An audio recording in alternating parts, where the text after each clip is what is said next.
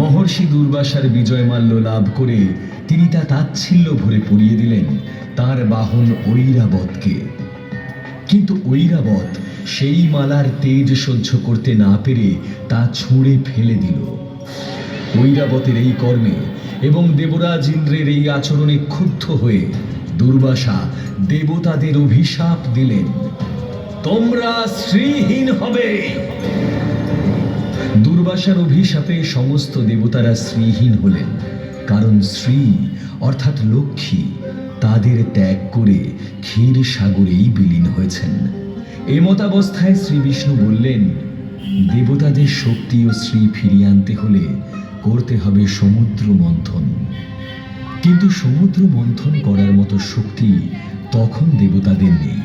তারা একক প্রচেষ্টায় ক্ষীর সাগরের জলে মন্থন করতে পারবেন না বুঝতে পেরে যখন সমস্ত আশা ত্যাগ করছেন, দেবাদিদেব উপায় দিলেন, এই বৃহৎ কর্মযজ্ঞে শুধু দেবতারা নয়, দৈত্যরাও অংশগ্রহণ করবে। তাদের ছাড়া এই কাজ সম্ভব নয়। দেবতাদের অনুরোধে মন্দার পর্বত মন্থন দণ্ড হতে রাজি হলেন। কিন্তু সমস্যা দেখা দিল মন্থন রজ্জু নিয়ে। দেবতা এবং অসুরদের মিলিত আকর্ষণ বিকর্ষণের শক্তি সহ্য করতে পারবে এমন রজ্জু কোথায়? নাগরাজ বাসুকীকে অনুরোধ করা হলো রজ্জু হতে, এবং মহাদেবের আশীর্বাদে তিনিই হলেন মন্থন রজ্জু। অতঃপর শুরু হলো বিরাট সাগর মন্থন। ভগবান বিষ্ণু হলেন মন্থনের নির্দেশদাতা। সুর ও অসুরদের সমস্ত শক্তি দিয়ে বিরাট সাগরের জলে উৎপন্ন হল বিশাল ঘূর্ণন। আর সেই ঘূর্ণনে তৈরি হলো আর এক সমস্যা।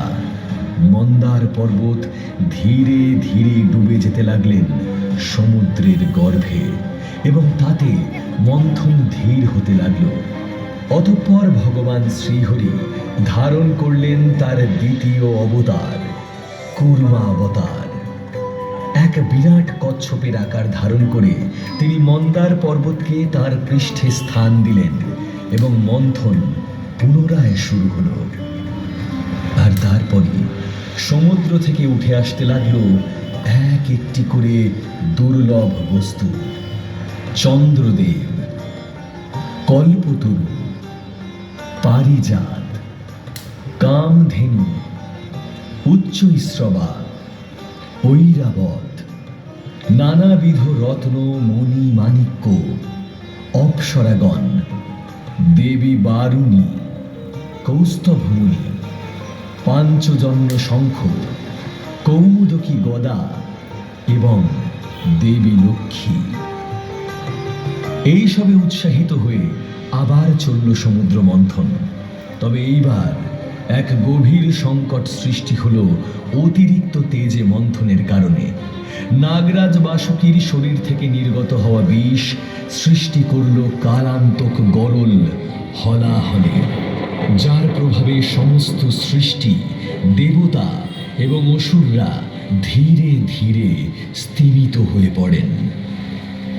সৃষ্টিকে ধ্বংস হওয়ার আশঙ্কা থেকে মুক্ত করতে ব্রহ্মা দেবাদিদেব মহাদেবকে অনুরোধ করলেন, এবং ভোলা মহেশ্বর তার অনুরোধে পান করলেন ভয়ঙ্কর কালকূট বিষ, যার ফলে তার কণ্ঠ হয়ে গেল নীলবর্ণ এবং তার নাম হল নীলকণ্ঠ।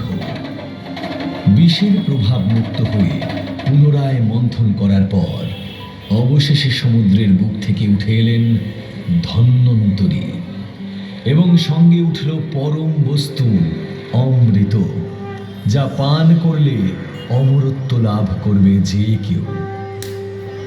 কিন্তু অমৃতের ভাগ পেতে দেবাসুরদের মধ্যে শুরু হলো প্রবল সংগ্রাম। অসুররা তখনও দেবতাদের চেয়ে বেশি শক্তিশালী, অতএব তারাই অমৃত ছিনিয়ে নিল। তাদের রাজা বলি বললেন, অমৃতের ভাগ আমরা দেবতাদেরকে দেব না।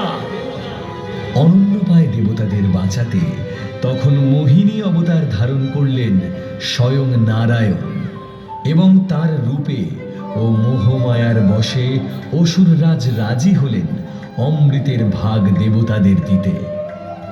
কিন্তু মোহিনীরূপী নারায়ণ নৃত্যগীতে আচ্ছন্ন অসুরদের পান করাতে লাগলেন বারুণী মদ্য এবং দেবতাদের দিলেন অমৃত। কিন্তু শরভানু নামের এক বুদ্ধিমান অসুর এই ছলনার আভাস পেল।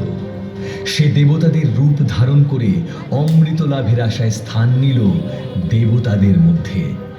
মোহিনী যখন তাকে অমৃত পান করাচ্ছে, তখন চন্দ্র ও সূর্য তার পরিচয় প্রকাশ করে।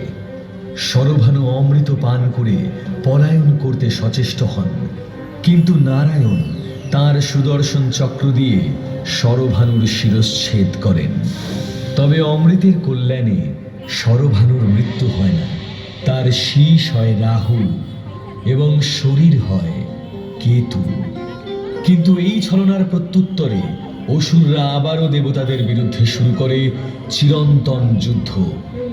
সে যুদ্ধ আলো আর অন্ধকারের, সে যুদ্ধ মায়া ও মুক্তির, সে যুদ্ধ মহামায়ার লীলা। সমস্ত লোক আছেন আপনাদেরকে সহযোগিতা করার জন্য। ইতিমধ্যে প্রবেশ করেছেন আমাদের